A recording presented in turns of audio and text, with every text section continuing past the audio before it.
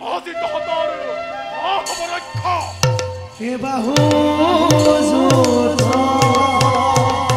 কৰে দেখা বিৰহ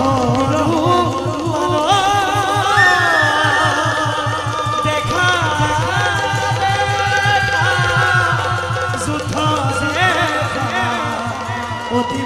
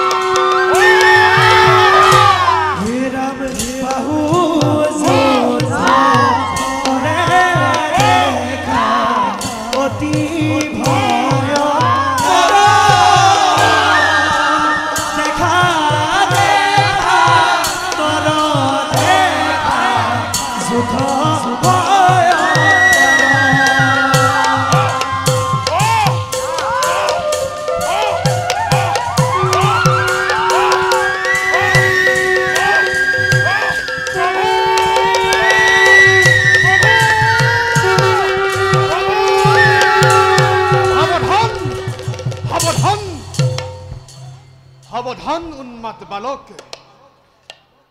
কোন কোন তোমালোক এই বনত তোমালোকে কিয় কৰিছা বিচৰা বীৰবৰ ৰঘুবংশৰ শত্ৰু আমি শুনিছো তুমি বোলে ৰণত পাৰ্গত কিন্তু কোৱা বীৰবৰ কোন নীতিবাদে সৈন্য হিচাপ যুদ্ধ কৰিবলৈ বালকৰ বিৰুদ্ধে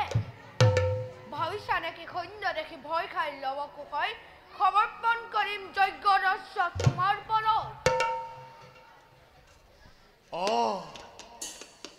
তহঁতিয়েই তেন্তে ভাতৃঘাতী উন্মাদ বালক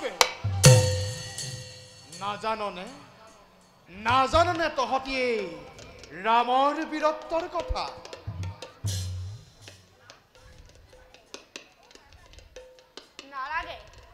নালাগে শুনাব তোমাৰ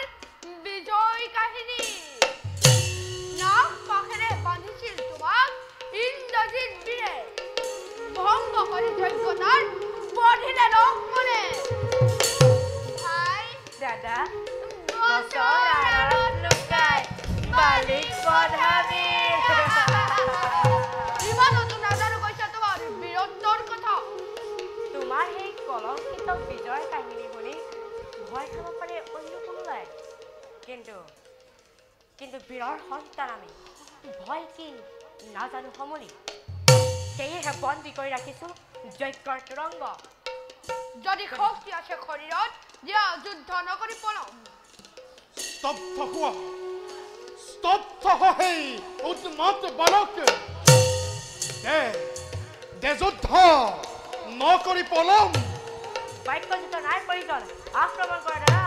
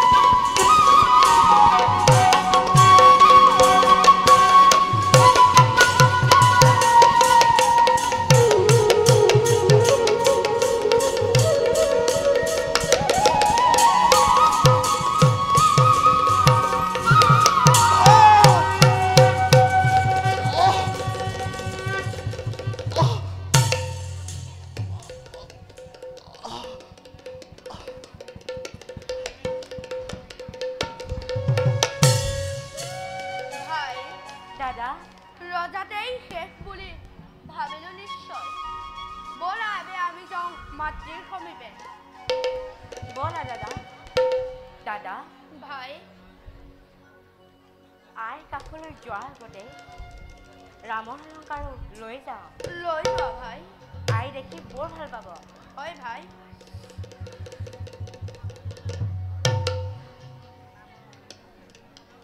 ভাই দাদা আইক দেখুৱাবলৈ এই মলুৱাটোকো লৈ যাওঁ ব'লা ব'লা আই ইয়াক দেখি বৰ ভাল পাব এই মলুৱা